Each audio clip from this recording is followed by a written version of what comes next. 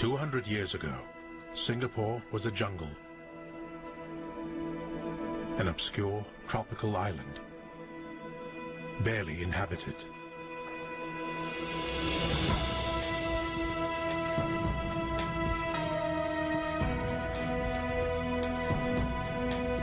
Today, it's an Asian tiger, an economic giant.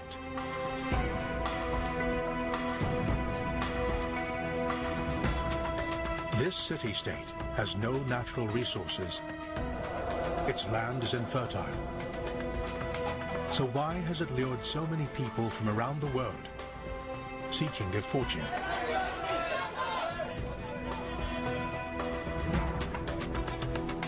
Today's Singapore has been shaped by one man, Lee Kuan Yew. He ruled the country for a quarter of a century, leading it into the modern age. But what was Singapore like before Lee Kuan Yew? How did it ever emerge onto the world stage?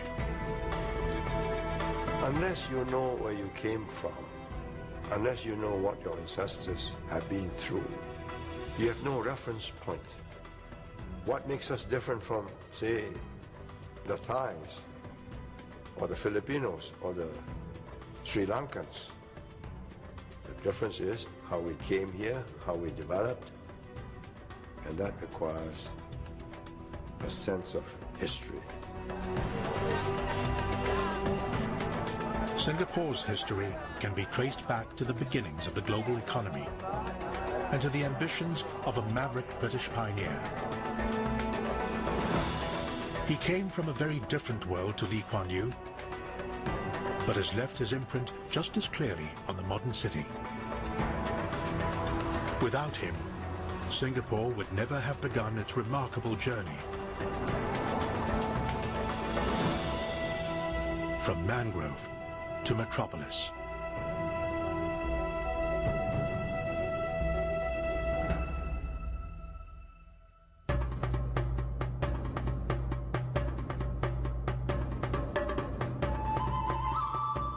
Singapore is a tiny island that's been shaped by the grand forces of history.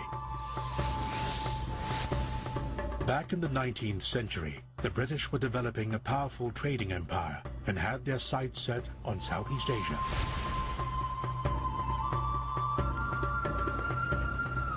January 1819, a small expeditionary force has arrived on the island, working for the British East India Company. The leader is a highly ambitious, determined young man, an official of the company.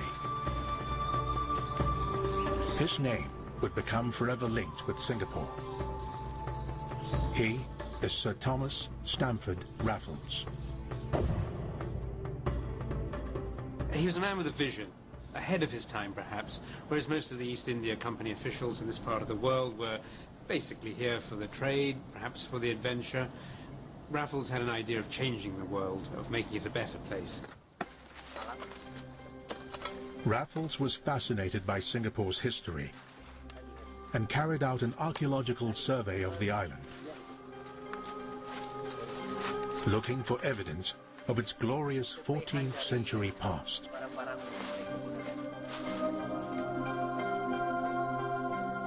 Back then, Singapore was an important island at the center of a thriving Malay kingdom. It was known as Temasek and appears on the earliest Chinese maps of the region. Raffles realized that there had been a former state here, a former kingdom, and in many respects he wanted to create a new Temasek, a new Singapore that would be guided by the British. But Raffles had no legal right to do anything on this Malay island without the blessing of a Malay sultan. The local Sultan of Johor had already ruled out making any deals with the British, but he had a disgruntled elder brother, Hussein, with a rival claim to his throne. Raffles realized this and smuggled Hussein into Singapore. Without any authority, he proclaimed him to be the rightful sultan. In effect, Raffles had carried out a coup. This is where Raffles' understanding of Malay culture, Malay history, Malay text comes into play. He basically created a Sultan of Singapore, in many respects out of thin air. The port of Singapore is to be considered under the immediate protection. Having installed his own sultan, Raffles organized a formal handover of power. Hussein was to receive a handsome salary, but in return, Raffles would be able to run the island as he wanted. This treaty is concluded at Singapura on the 8th day of February in the year of our Lord, 1819. This historic occasion was witnessed by a few dozen sea gypsies, pirates and fishermen who lived on the island. My great-grandfather was there. You see, maybe he must be a kid at the time. He didn't understand, but he must have remembered a few things, what he saw. That was the first time somebody saw a white man coming to Singapore. Well, they were just aghast, I suppose, and they didn't understand the whole thing about that.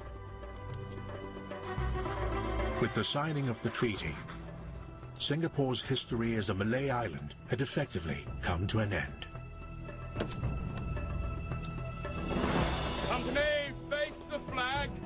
From now on, it was to be a British settlement in the hands of the East India Company.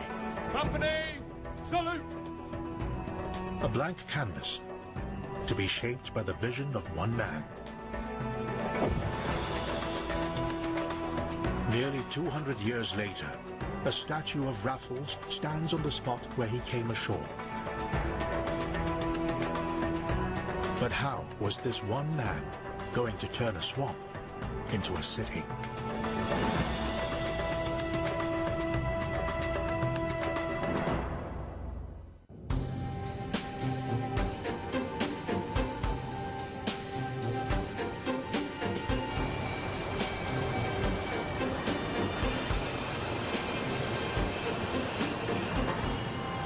We live in a global economy where goods, people, and ideas move freely across the planet.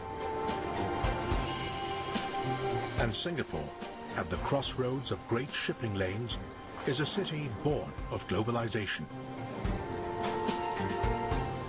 Ever since the 19th century, its fortunes have depended on the ebb and flow of international trade.